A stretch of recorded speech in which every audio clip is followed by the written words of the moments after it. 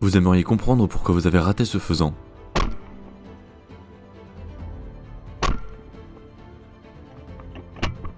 Pouvoir prendre des points de repère sur le tir d'animaux lancés à pleine vitesse.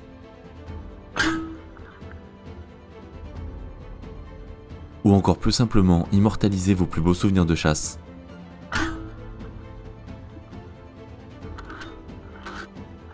C'est la promesse de la Shotcam, la caméra qui révolutionne la prise d'image à la chasse et que nous allons découvrir ensemble dans cette vidéo. Commençons par le commencement. L'utilisation de la Shotcam est devenue légale en France avec la publication au journal officiel de l'arrêté du 30 juillet 2025 autorisant, je cite, l'utilisation des appareils de fonction de vidéo à déclenchement automatique par la détonation d'une longueur maximale de 15 cm et placée sous le canon. Les caméras Shotcam rentrent parfaitement dans ce cadre-là et elles sont donc autorisées à la chasse en France depuis cette date. L'appareil est conçu pour s'adapter à tout type d'arme et il suffit d'acheter le montage adapté à l'arme utilisée. Il en existe aujourd'hui 8, les calibres 12 et 20, en juxtaposé et superposé.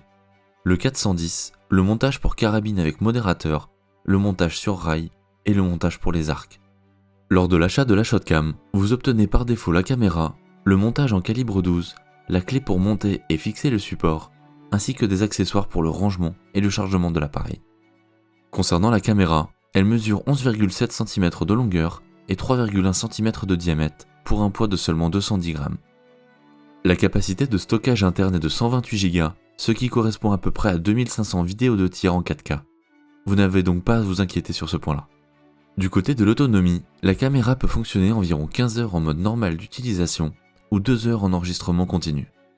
En termes de conception, l'appareil est extrêmement solide, résistant bien sûr au choc des tirs et résistant également à la poussière. Sur le plan de l'étanchéité, l'appareil affiche un indice IPX6 et est donc totalement protégé contre les intempéries. Que vous soyez sous une pluie battante en forêt, ou si vous recevez des projections de boue, la Shotcam ne craint absolument rien.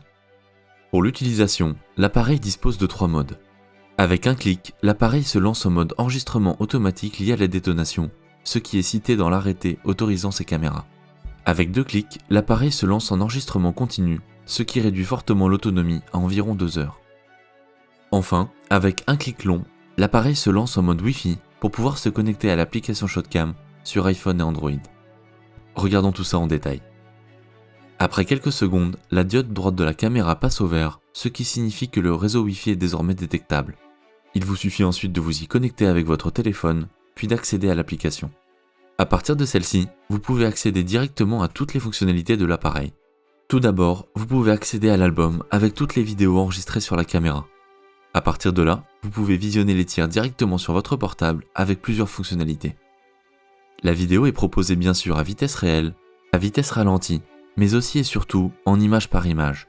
C'est une fonctionnalité vraiment très intéressante, surtout pour la chasse, car elle permet d'analyser avec précision l'emplacement de la teinte et l'éventuelle réaction de l'animal.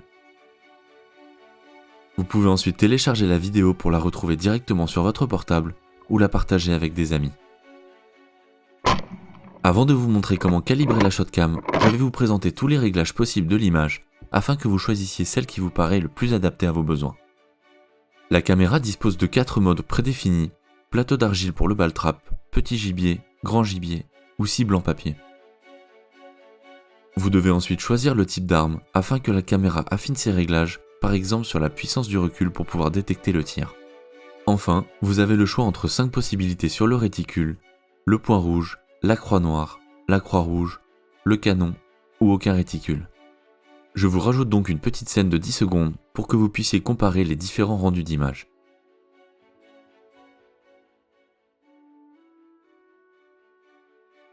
Personnellement, je préfère le point rouge en termes de précision et de rendu d'image, donc c'est le réticule que je choisis. Vous pouvez ensuite choisir la sensibilité d'enregistrement, donc la sensibilité au recul de l'arme, mais honnêtement, le réglage normal convient pour l'immense majorité des calibres. Vous avez également le choix entre 4 niveaux de sensibilité de réveil de la caméra. Là encore, je recommande le mode normal, bien adapté aux besoins de la chasse. Pour faire simple, la caméra passe en veille après 5 minutes d'inactivité en mode grand gibier, et il faut donc un petit coup sur le canon pour réveiller la caméra. Passons ensuite à un réglage crucial, la qualité et la fréquence de l'image. De nombreuses options s'offrent à vous pour cela, et nous allons analyser ensemble les 2 principales. Tout d'abord, le mode le plus utilisé, le mode 4K avec 60 images par seconde. Il permet en effet d'obtenir la qualité d'image maximale permise par l'appareil, mais au détriment du nombre d'images par seconde. À vitesse réelle, l'image est donc fluide et même vraiment superbe. Mais à vitesse ralentie, l'image saccade un peu du fait de la fréquence d'image un peu plus faible.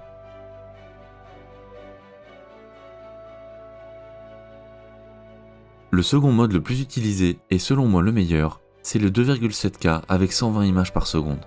Certes, la qualité d'image est légèrement inférieure, mais elle est compensée par un nombre d'images par seconde 2 fois supérieur et qui permet d'avoir plus de chances d'obtenir l'image précise de l'impact et de la réaction de l'animal. Je vous ai fait le même test avec ici à vitesse réelle et ici au ralenti x2. Et comme vous pouvez l'observer, c'est beaucoup plus fluide.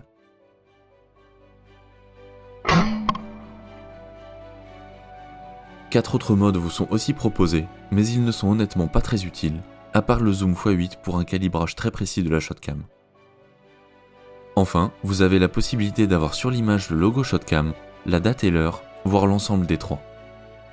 Et vous pouvez aussi régler la durée de l'enregistrement vidéo. En mode normal sur le grand gibier, la caméra enregistre 15 secondes avant le tir et 20 secondes après. Vous pouvez aussi régler la vitesse de lecture sur 4 niveaux et également changer le nom de l'appareil. Une fois que vous avez choisi vos réglages préférés, on va passer au montage de la shotcam sur votre arme. On commence ici avec le montage de la shotcam sur une carabine avec modérateur. Vous devez donc bien sûr prendre le montage adapté, orienter la caméra du côté extérieur et prévisser le montage pour préparer l'installation sur l'arme. Je vous ai mis tout ça en accéléré x2 car il n'y a pas besoin d'être très précis à ce stade. Ensuite, vous devez installer la caméra à l'endroit souhaité sur le canon en essayant d'optimiser l'équilibre de votre arme, donc l'idéal n'est qu'elle soit pas trop en bout de canon. Serrez ensuite au maximum en faisant bien attention que le port de chargement soit au-dessus des diodes. Une fois la caméra fixée, vous pouvez activer le mode Wi-Fi pour vous connecter à la shotcam, comme expliqué en début de vidéo. Ensuite, ma petite astuce est d'utiliser une canne de Pirch, ici le Death Grip de Bog, pour cibler un point précis comme l'équerre de cette cheminée. L'arme doit bien sûr être totalement déchargée. Une fois que c'est fait, vous vous rendez sur l'application pour vérifier l'intégralité de vos réglages comme vu juste avant, que ce soit le gibier, le type d'arme et la qualité d'image. Ici c'est une carabine, donc nous choisissons le mode gros gibier, carabine à verrou et une qualité d'image 4K 60 images par seconde pour vous montrer la meilleure qualité possible sur l'appareil. Ensuite, cliquez sur calibrer pour ajuster le réglage de votre shotcam. Le réticule que vous avez choisi apparaît donc sur l'image et vous n'avez donc plus qu'à le positionner à l'endroit exact de votre visée. Une fois que c'est fait, cliquez sur enregistrer et ça y est, votre shotcam est parfaitement prête à l'emploi. Pour les fusils en calibre 12, le fonctionnement est quasiment identique. Vous commencez bien sûr par vérifier que le port de chargement est bien sur le dessus, puis vous vissez les 3 vis pour fixer la caméra sur votre fusil.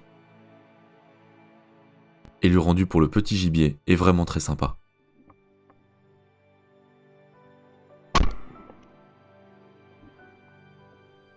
Pour l'arc, le montage est vendu avec stabilisateur, donc vous n'avez qu'à l'installer à la place de celui que vous aviez à l'origine sur l'arc, avant de fixer le montage du calibre 12 par-dessus ou en dessous de celui-ci. Là encore les images sont superbes, surtout à l'arc où les tirs sont souvent très proches.